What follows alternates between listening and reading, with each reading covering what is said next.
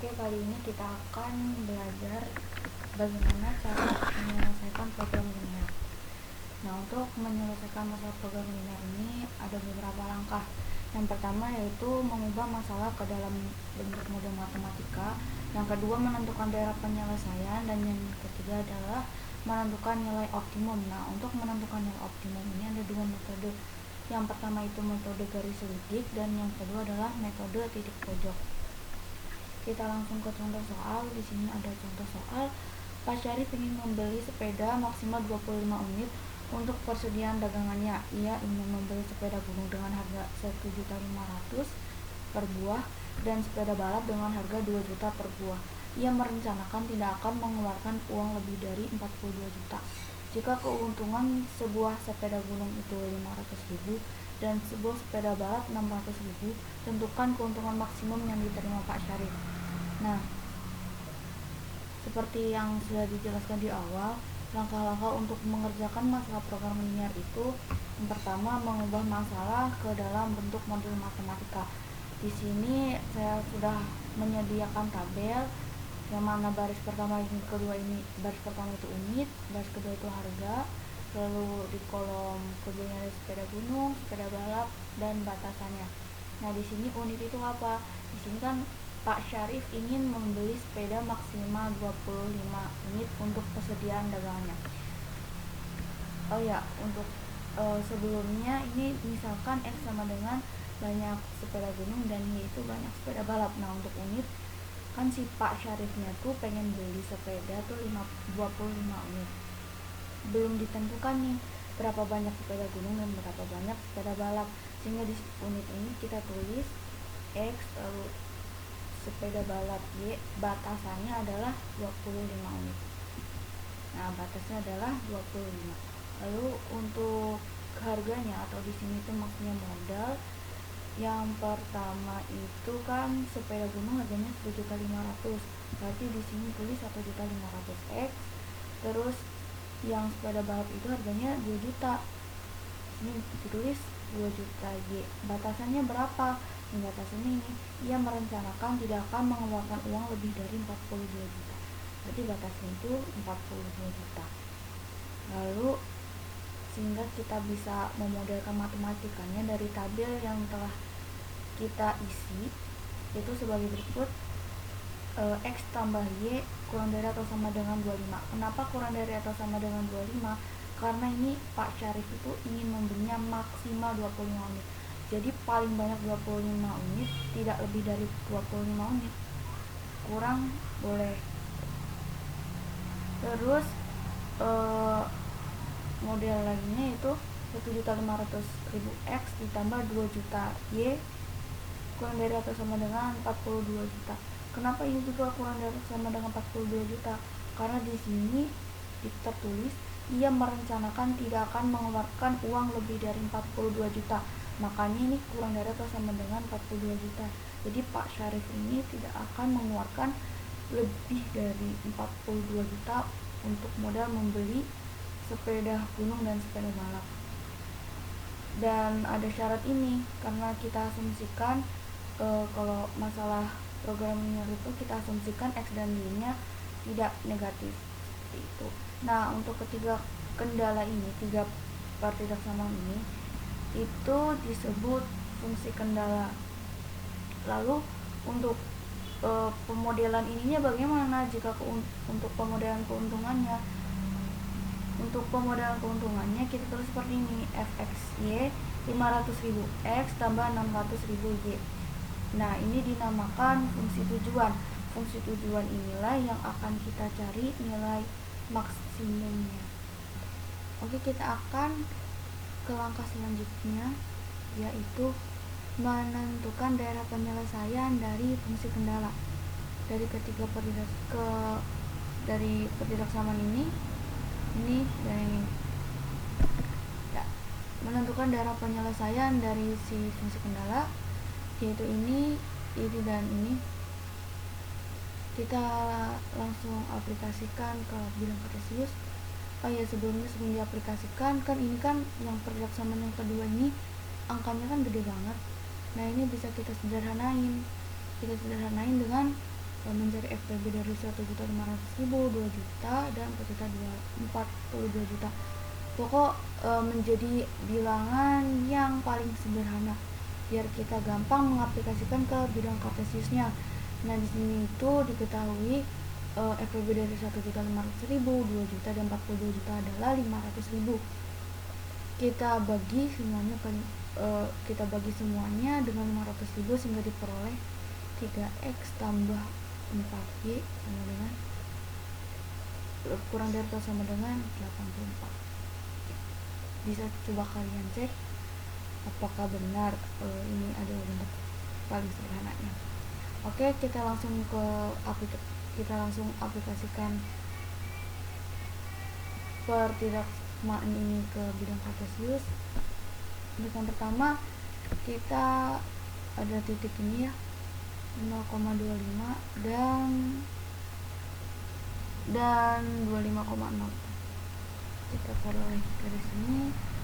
Terus dari pertidaksamaan yang kedua itu kita ada titik ini tuh 0,21 dan di sini ada titik 28,0. Kita tarik garis. Nah, kan kita sudah belajar bagaimana cara menentukan daerah penyelesaian. Kita peroleh daerah penyelesaian sebagai berikut. Kalau masih ada yang bingung kenapa bisa diperoleh daerah penyelesaian seperti yang diarsir ini, coba kalian pelajari lagi di materi cara menentukan daerah penyelesaian sistem pertidaksamaan linear dan variabel. Oke, selanjutnya kita akan ke langkah selanjutnya, yaitu menentukan nilai optimum dari sistem pertidaksamaannya. Nah, untuk mencari nilai optimum itu kita memerlukan fungsi tujuan. Nah, seperti yang di awal tadi, fungsi tujuan itu yang ini, fx, y sama dengan 500.000 x tambah 600.000 y. Nah, untuk menentukan nilai optimum itu kan ada dua metode seperti yang dijelaskan di awal, yaitu metode garis lidik dan metode titik pojok. Sekarang kita akan membahas metode garis lidik terlebih dahulu. Nah, untuk mencari nilai optimum dengan metode garis lidik, kita ubah dulu fungsi tujuan ke bentuk kayak gini, 500.000 x tambah 600.000 y sama dengan k. Nah, ini 500.000 kan apa ya, masih besar banget kan nilainya. Bisa kita bagi dengan 100.000, FPB dari 500.000 dan 600.000 itu 100.000, sehingga kita peroleh fungsi tujuannya itu bisa disederhanakan menjadi 5x tambah 6y sama dengan k. Nah, untuk si nilai k ini kenapa ujug-ujug ada k?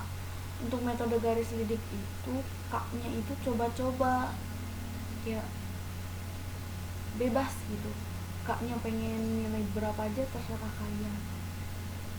Nah, untuk biar lebih jelas nih, kita coba ke contoh. Misalnya di sini k-nya 30, maka si k30 ini 30-nya disubstitusikan ke fungsi tujuannya, ke ini selaman garis ini, sehingga 5x tambah 6y sama dengan 30. Diperolehlah garis ini, garis warna ungu. Ini adalah garis 5x tambah 6y sama dengan 30. Jika kita lihat di sini masih di tengah-tengah atau bahkan belum ke tengah-tengah ya, masih di pinggir-pinggirnya sedikit, berarti k-nya kita coba-coba lagi. Misalnya k-nya kita coba lagi, k-nya 90. Pokok kalau metode garis lidik itu k-nya bebas berapa aja, dicoba-coba. Metodenya tuh coba-coba gitu. Nah, di sini kita coba lagi, k-nya 90. Berarti kita bikin garis lagi, 5x tambah 6y sama dengan 90. Kita peroleh ini, garis ini. Nah, garis ini itu 5x tambah 6y sama dengan 90.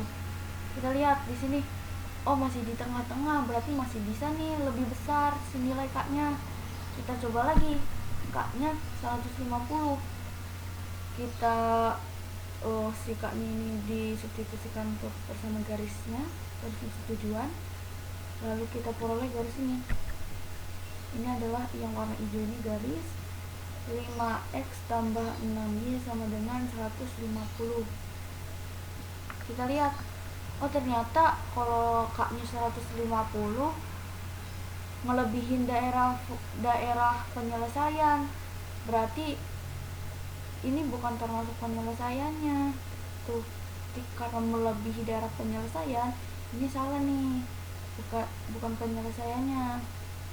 Kan di sini kan ingat misi kita itu mencari nilai maksimum. Kalau mencari nilai maksimum itu harus ada di daerah penyelesaiannya. Kita coba lagi, K-nya itu 134. Kita peroleh garis ini, K4 ini. K4 ini adalah garis 5x tambah 6y sama dengan 134. Nah, kalau kita lihat-lihat nih, kalau K-nya 134, garis di sini ini tuh udah masih termasuk daerah penyelesaian, yang mana ini merupakan titik ujung dari daerah penyelesaiannya, seperti itu. Jadi kalau garis selidik itu pokok nilai K-nya dicoba-coba. Kalau ternyata masih kayak di sini masih 30, oh ternyata masih di ujung-ujung sini, kita coba lagi diperbesar ke 90 K-nya. Ternyata masih di tengah-tengah, diperbesar lagi 150. 150 ternyata melebihi daerah penyelesaian. Kita kurangi lagi ke 134, sehingga diperolehlah nilai maksimumnya adalah 134. Karena 134 itu sudah masuk ke daerah penyelesaian, yang mana ini nih, si titik merah ini adalah titik ujung dari daerah penyelesaian itu. Daerah penyelesaian ini yang diarsip. Ya. Jadi didapat kesimpulan keuntungan maksimum yang diterima Pak Syarif adalah 13.400.000. Kenapa sih 13.400.000? Kan tadi kan ini kan 500.000 X tambah 600.000 Y, yang mana si 500.000 X tambah 600.000 Y itu biar bisa ke 5X tambah 6 itu dibagi 100.000. Karena udah diperoleh nih di 134 nilai maksimumnya, tinggal dikali aja 134 kali 100.000, dibalikin lagi gitu loh ke model ini. Tuh, berarti dikali 100.000, 134 dikali 100.000 itu diperoleh 13.400.000. Tuh. Nah, seperti yang di awal, menentukan nilai optimum itu juga ada yang namanya metode titik pojok. Jadi metode titik pojok tuh udah lebih lebih menyempurnakan dari metode garis lidik. Kalau garis lidik kan masih harus coba. Kalau metode titik pojok ini menggunakan titik pojok dari daerah penyelesaian. Nah, ini titik pojok daerah penyelesaian nih. Ini titik pojok. Kita coba nih, titik pojoknya berapa aja? Ini titik 0,0, terus ini ada titik 25,0 seperti yang di awal tadi ya, dari waktu mencari daerah penyelesaian itu. Terus ini adalah titik 0,21, dan ini adalah titik, coba kita lihat, ini 16 dan tengah-tengah 10 dan 8, itu 16,9. Nah, abis itu kita isi tabelnya nih.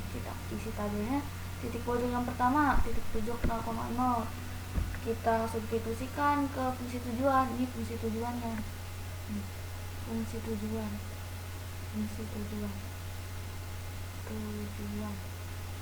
Seperti yang sudah dijelaskan di awal, fungsi tujuan itu untuk mencari nilai optimumnya. Kita substitusikan 0,0 ke fungsi tujuan ini, yang mana x-nya 0 dan y-nya 0. Kita peroleh 500.000 kali 0, 600.000 kali 0, berarti hasilnya 0. Terus titik pojok lain yaitu 25,0, kita substitusikan ke fungsi tujuannya, 500.000 kali 25 ditambah 600.000 kali 0 sehingga diperoleh 12.500.000. Terus titik uji selanjutnya itu titik uji 0,21 itu disubstitusikan lagi 500.000 kali 0 karena x 0 dan 600.000 kali 21 karena y nya 21, kita diperoleh 12.600.000. dan titik yang terakhir nih, titik pojok yang terakhir yaitu 16,9. Maaf, ini harusnya 16,9. Maaf, salah tulis. 16,9 kita substitusikan ke kunci tujuannya, berarti 600.000 kali 16 tambah 600.000 kali 9, 13.400.000. Nah, kita lihat nih, mana nilai yang paling besar. Nah, nilai yang paling besar itu adalah yang ini, 13.400.000. Jadi keuntungan maksimum yang diterima Pak Syarif adalah 13.400.000 karena lihat dari nilai yang paling besar gitu. Jadi seperti itulah cara menyelesaikan masalah program linear. Semoga mengerti, kurang lebihnya mohon maaf. Sampai jumpa di pertemuan selanjutnya.